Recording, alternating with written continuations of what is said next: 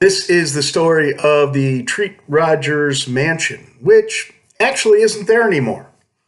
Right now, there's an apartment building at the corner where the Treat Rodgers mansion used to be. It was torn down years ago. We'll talk about that later on. But there was a mansion here, a very nice, large house. And in 1969, a composer named Russell Hunter, he mostly composed music for movies in Hollywood. And he bought the house, and he liked to work here. Had a put a big piano in it so he could compose. He liked to work at night, but about 7:30 every night, he would hear this clanging metal noise, and it was annoying. He couldn't work. So one night, this happens. He can't work. So he decides to go over to Colfax to a bar, and he's telling the bartender about this clanging metal noise and how he can't work. And the bartender goes off to back room to get something, and there's a guy down in the corner, this creepy looking old man. He just looks up, he goes, "Check the third floor." And Hunter kind of, yeah. And the guy goes, "Check the third floor." Well, and the bartender comes back, and Hunter goes to him, "What's with that guy over in the corner?" There was no guy over in the corner there. And the interesting thing, as far as Hunter knew, his house only had two floors. So the noise keeps happening, the thumping keeps happening. There's a joints by a thumping noise. And so he has an architect friend. He asks him to come over and take a look at the house, see if there's something going on with it. And the architect checks downstairs, and he checks all over the house. He can't find anything wrong with the house, things that would be banging or anything causing this. And then Hunter tells the guy about, hey, this drunk in the bar. And he goes, the architect knew that this house had been built at a time and by another architect who liked to put smaller third floors that you can't see from the street out so they walk across the street into Cheeseman Park, and there's a little rise they can get up, and sure enough, in the back of the house, there's a little tiny window from a small third floor. So the two of them, they're like, well, how the heck do we get up there? There's no stairway. So they start looking around. They start looking in closets. They open a closet on the second floor, and there's an armoire on the back wall.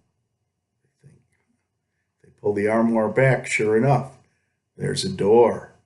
They open it up. It's a set of stairs.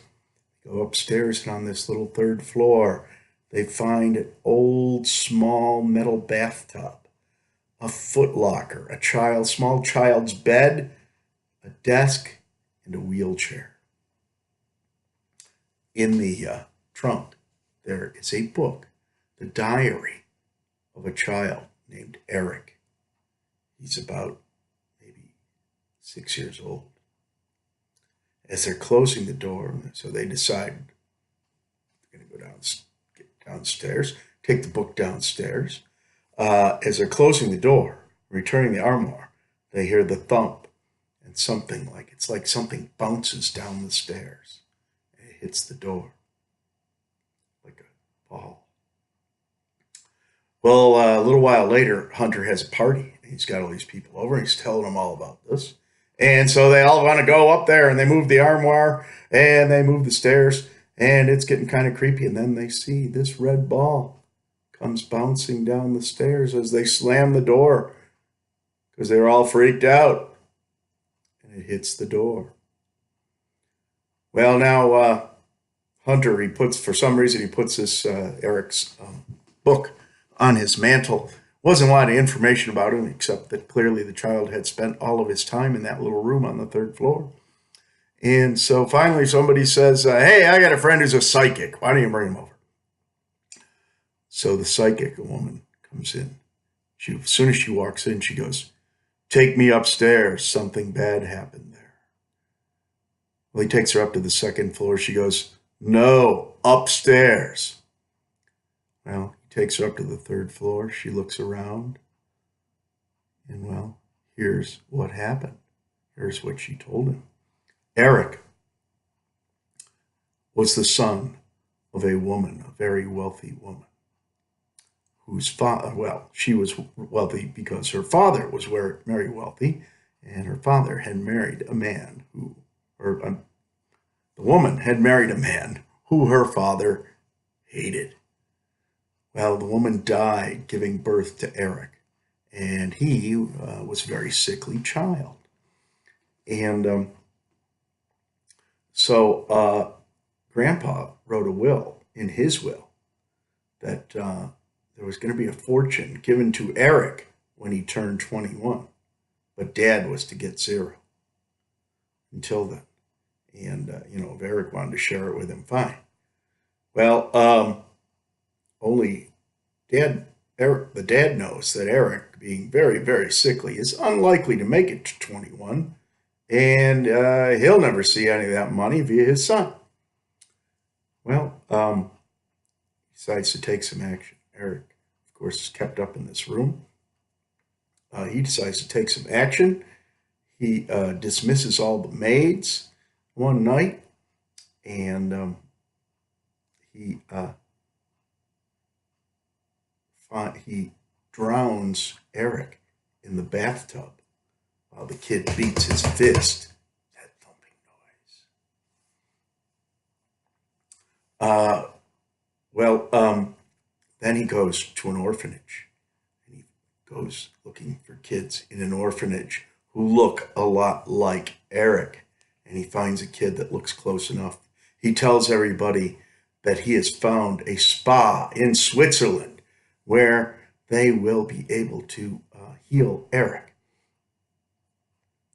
And so he goes off for a while with his kid, with this other kid, adopts this kid, goes off to Switzerland with him.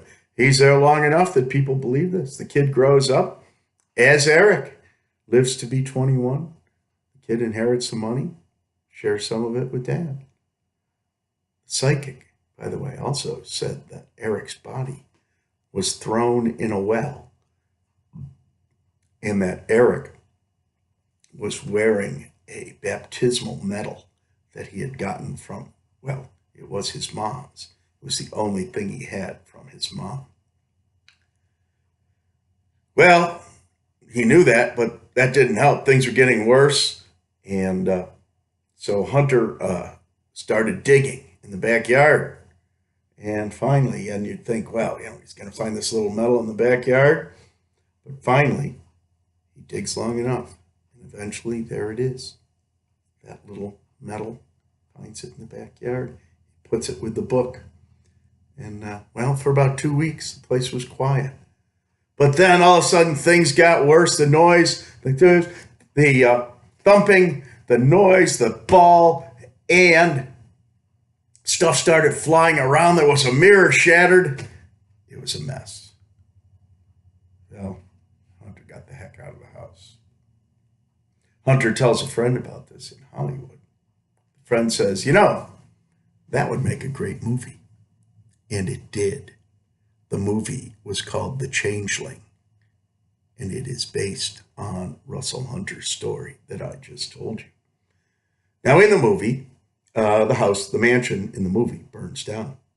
In real life, it didn't burn down. When they went to tear it down, a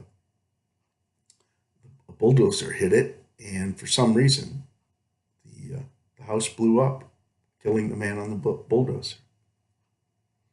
Well, there's a red brick street, house down the street, where they often now hear clanging and thumping, and sometimes the people who live across the street, they look outside, and right out here in front of what used to be the Treat Rodgers mansion, there's a kid playing with a ball.